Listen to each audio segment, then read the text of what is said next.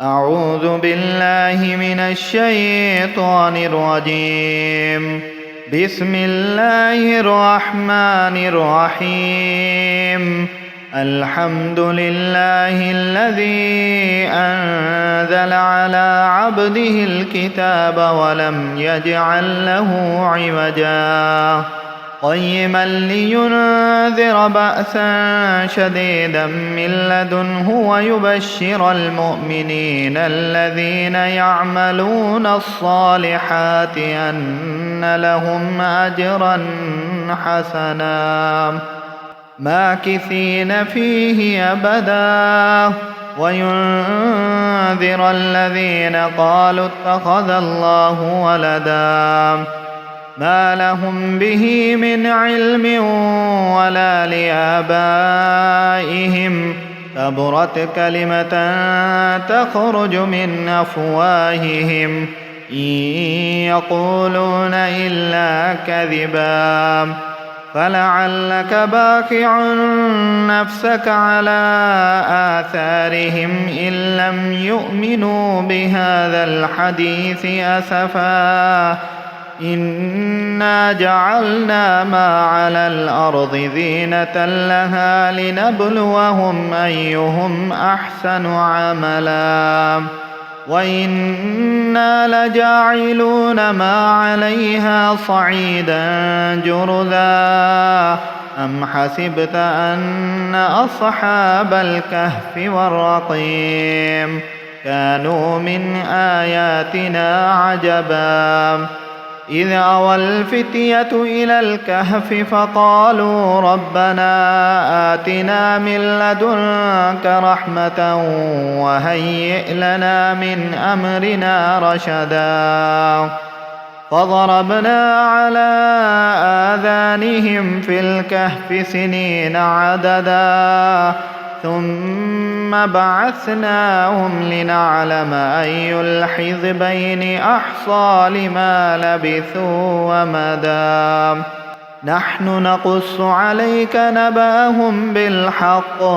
إنهم فتية آمنوا بربهم وزدناهم هدى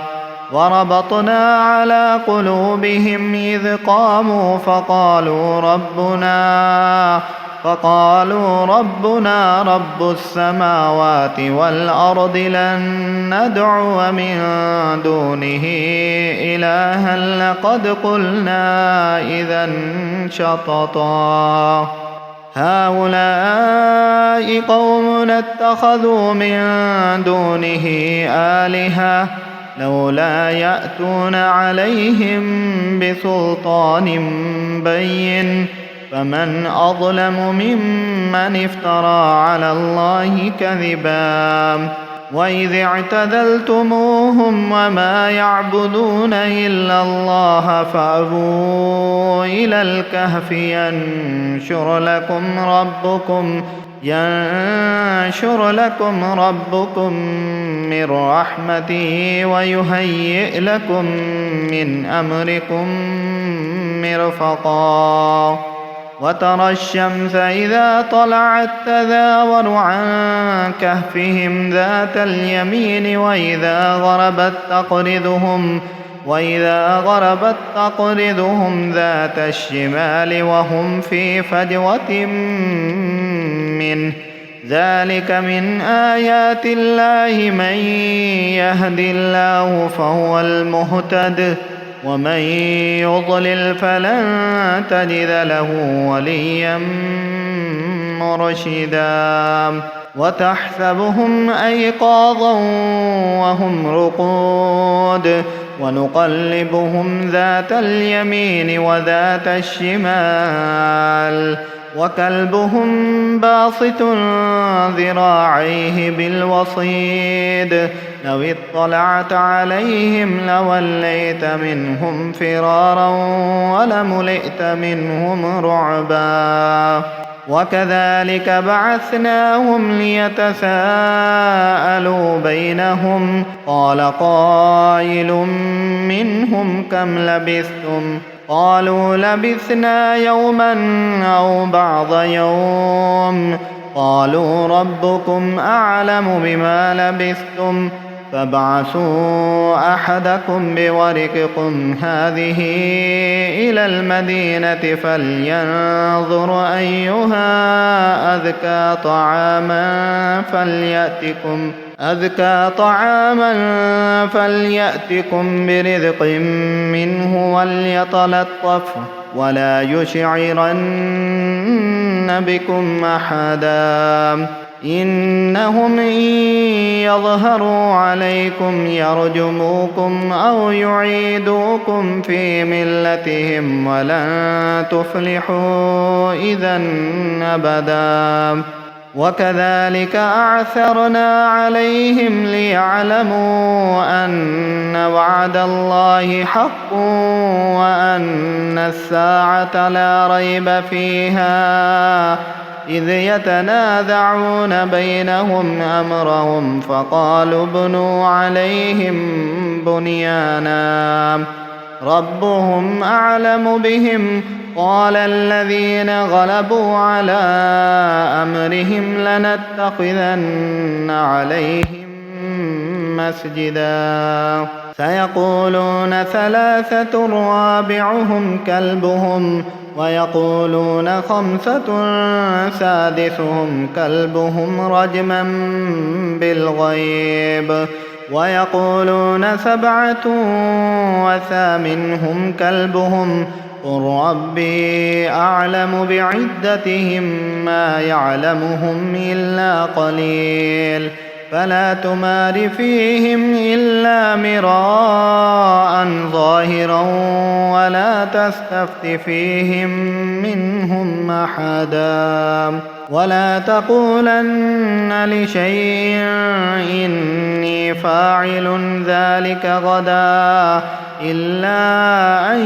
يشاء الله واذكر ربك إذا نسيت وقل عسى أن يهديني ربي لأقرب من هذا رشدا ولبثوا في كهفهم 300 سنين وازدادوا 9 قل الله أعلم بما لبثوا له غيب السماوات والأرض أبصر به وأسمع ما لهم من دونه من ولي ولا يشرك في حكمه أحدا واتل ما أوحي إليك من كتاب ربك لا مبدل لكلماته ولن تجد من دونه ملتحدا واصبر نفسك مع الذين يدعون ربهم بالغداة والعشي يريدون وجهه ولا تعد عيناك عنهم تريد زينة الحياة الدنيا ولا تطع من أغفلنا قلبه عن ذكرنا واتبع هواه وكان أمره فرطا وقل الحق من ربكم فمن شاء فليؤمن ومن شاء فليكفر إنا أعتدنا للظالمين نارا أحاط بهم سرادقها وإن يستغيثوا يغاثوا بماء كالمهل يشوي الوجوه بئس الشراب وساءت مرتفقا إن الذين آمنوا وعملوا الصالحات إنا لا نضيع أجر من أحسن عملا أولئك لهم جنات عدن تجري من تحتهم الأنهار يحلون فيها من أساور من ذهب ويلبسون ثيابا خضرا من سندس واستبرق متكئين فيها على الأرائك نعم الثواب وحسنت مرتفقا واضرب لهم مثلا الرجلين جعلنا لأحدهما جنتين من أعناب وحففناهما بنخل وجعلنا بينهما زرعا كلتا الجنتين آتت أكلها ولم تظلم منه شيئا وفجرنا خلالهما نهرا وكان له ثمر فقال لصاحبه وهو يحاوره أنا أكثر منك مالا وأعز نفرا ودخل جنته وهو ظالم لنفسه قال ما أظن أن تبيد هذه أبدا وما أظن الساعة قائمة ولئن رددت إلى ربي لأجدن خيرا منها منقلبا قال له صاحبه وهو يحاوره أكفرت بالذي خلقك من تراب ثم من نطفة ثم سواك رجلا لكن هو الله ربي ولا أشرك بربي أحدا ولولا إذ دخلت جنتك قلت ما شاء الله لا قوة إلا بالله إن ترني أنا أقل منك مالا وولدا فعسى ربي أن يؤتيني خيرا من جنتك ويرسل عليها حسبانا من السماء فتصبح صعيدا زلقا أو يصبح ماؤها غورا فلن تستطيع له طلبا وأحيط بثمره فأصبح يقلب كفيه على ما أنفق فيها وهي خاوية على عروشها ويقول يا ليتني لم أشرك بربي أحدا ولم تكن له فئة ينصرونه من دون الله وما كان منتصرا هنالك الولاية لله الحق وخير ثوابا وخير عقبا واضرب لهم مثل الحياة الدنيا كماء أنزلناه من السماء فاختلط به نبات الأرض فأصبح هشيما تذروه الرياح وكان الله على كل شيء مقتدرا المال والبنون زينة الحياة الدنيا والباقيات الصالحات خير عند ربك ثوابا وخير أملا ويوم نسير الجبال وترى الأرض بارزة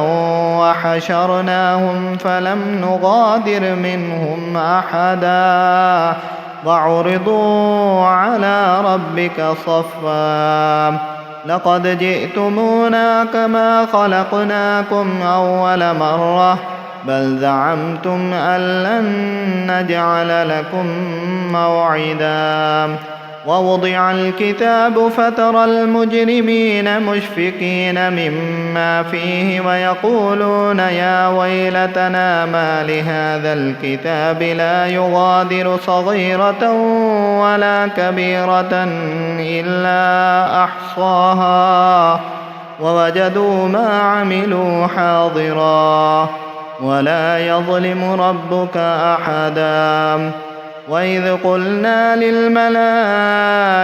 اسجدوا لآدم فسجدوا إلا إبليس كان من الجن ففسق عن أمر ربه أفتتخذونه وذريته أولياء من دوني وهم لكم عدو بئس للظالمين بدلا ما أشهدتهم خلق السماوات والأرض ولا خلق أنفسهم وما كنت متخذ المضلين عضدا ويوم يقول نادوا شركائي الذين زعمتم فدعوهم فلم يستجيبوا لهم وجعلنا بينهم موبقا ورأى المجرمون النار فظنوا أنهم مواقعوها ولم يجدوا عنها مصرفا ولقد صرفنا في هذا القرآن للناس من كل مثل وكان الإنسان أكثر شيء جدلا وما منع الناس أن يؤمنوا إذ جاءهم الهدى ويستغفروا ربهم إلا أن تأتيهم سنة الأولين أو يأتيهم العذاب قبلا وما نرسل المرسلين إلا مبشرين ومنذرين ويجادل الذين كفروا بالباطل ليدحضوا به الحق واتخذوا آياتي وما أنذروا هزوا وما نرسل المرسلين إلا مبشرين ومنذرين ويجادل الذين كفروا بالباطل ليدحضوا به الحق واتخذوا آياتي وما أنذروا هزوا ومن أظلم ممن ذكر بآيات ربه فأعرض عنها ونسي ما قدمت يداه إنا جعلنا على قلوبهم أكنة أن يفقهوه وفي آذانهم وقرا وإن تدعهم إلى الهدى فلن يهتدوا إذا أبدا وربك الغفور ذو الرحمة لو يؤاخذهم بما كسبوا لعجل لهم العذاب بل لهم موعد لن يجدوا من دونه موئلا وتلك القرى أهلكناهم لما ظلموا وجعلنا لمهلكهم موعدا وإذ قال موسى لفتاه لا أبرح حتى أبلغ مجمع البحرين أو أمضي حقبا فلما بلغا مجمع بينهما نسيا حوتهما فاتخذ سبيله في البحر سربا فلما جاوز قال لفتاه آتنا غداءنا لقد لقينا من سفرنا هذا نصبا قال أرأيت إذ أوينا إلى الصخرة فإني نسيت الحوت وما أنسانيه إلا الشيطان أن أذكره واتخذ سبيله في البحر عجبا قال ذلك ما كنا نبغي فارتد على آثارهما قصصا فوجد عبدا من عبادنا آتيناه رحمة من عندنا وعلمناه من لدنا علما قال له موسى هل أتبعك على أن تعلمني مما علمت رشدا قال إنك لن تستطيع معي صبرا وكيف تصبر على ما لم تحط به خبرا قال ستجدني إن شاء الله صابرا ولا أعصي لك أمرا. قال فإن اتبعتني فلا تسألني عن شيء حتى أحدث لك منه ذكرا. فانطلقا حتى إذا ركبا في السفينة خرقها قال أخرقتها لتغرق أهلها لقد جئت شيئا إمرا. قال ألم أقل إنك لن تستطيع معي صبرا. قال لا تؤاخذني بما نسيت ولا ترهقني من أمري عسرا. فانطلقا حتى إذا لقيا غلاما فقتلا. قال أقتلت نفسا ذكية بغير نفس لقد جئت شيئا نكرا. قال ألم أقل لك إنك لن تستطيع معي صبرا. قال إن سألتك عن شيء بعدها فلا تصاحبني قد بلغت من لدني عذرا. فانطلقا حتى إذا أتيا أهل قرية استطعما أهلها فأبوا أن يضيفوهما فوجد فيها جدارا يريد أن ينقض فأقاما. قال لو شئت لاتخذت عليه أجرا. قال هذا فراق بيني وبينك سأنبئك بتأويل ما لم تستطع عليه صبرا. أما السفينة فكانت لمساكين يعملون في البحر فأردت أن أعيبها وكان وراءهم ملك يأخذ كل سفينة غصبا. وأما الغلام فكان أبواه مؤمنين فخشينا أن يرهقهما طغيانا وكفرا فأردنا أن يبدلهما ربهما خيرا منه زكاة وأقرب رحما. وأما الجدار فكان لغلامين يتيمين في المدينة وكان تحته كنز لهما وكان أبوهما صالحا فأراد ربك أن يبلغا أشدهما ويستخرجا كنزهما رحمة من ربك وما فعلته عن أمري ذلك تأويل ما لم تسطع عليه صبرا. ويسألونك عن ذي القرنين قل سأتلو عليكم منه ذكرا. إنا مكنا له في الأرض وآتيناه من كل شيء سببا فأتبع سببا حتى إذا بلغ مغرب الشمس وجدها تغرب في عين حمية ووجد عندها قوما قالوا يا ذا القرنين إما أن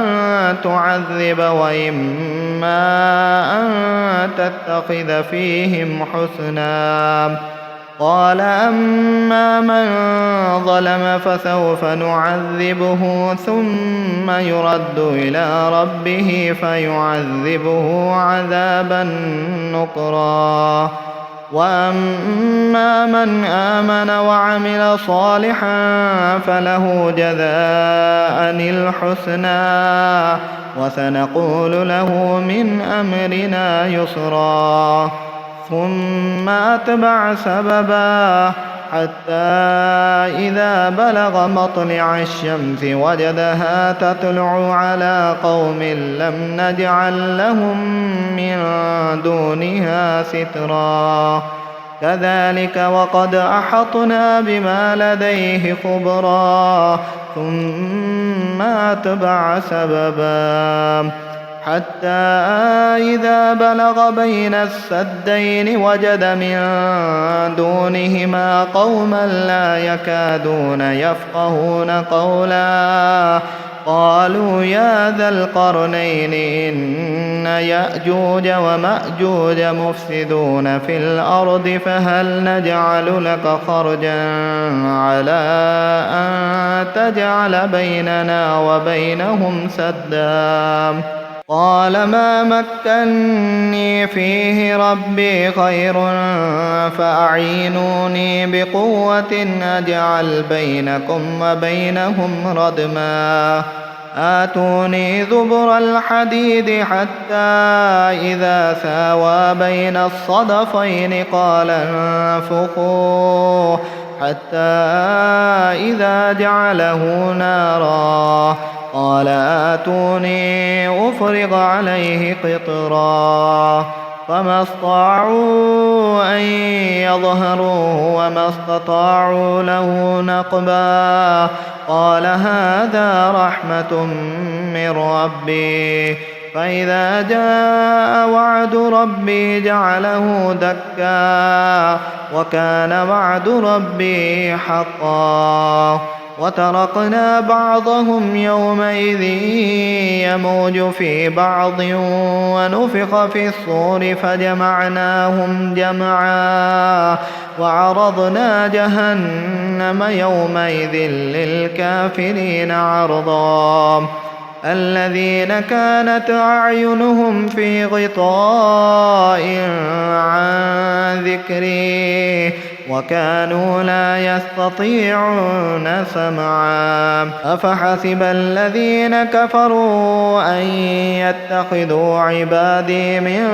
دوني أولياء إنا أعتدنا جهنم للكافرين نذلا قل هل ننبئكم بالأخسرين أعمالا الذين ضل سعيهم في الحياة الدنيا وهم يحسبون أنهم يحسنون صنعا أولئك الذين كفروا بآيات ربهم ولقائه فحبطت أعمالهم فلا نقيم لهم يوم القيامة وزنا ذلك جزاؤهم جهنم بما كفروا واتخذوا آياتي ورسلي هزوا إن الذين آمنوا وعملوا الصالحات كانت لهم جنات الفردوس نزلا خالدين فيها لا يبغون عنها حولا قل لو كان البحر مدادا لكلمات ربي لنفد البحر قبل أن تنفد كلمات ربي ولو جئنا بمثله مددا قل إنما أنا بشر مثلكم يوحى إلي أنما إلهكم إله واحد فمن كان يرجو لقاء ربه فليعمل عملا صالحا ولا يشرك بعبادة ربه أحدا.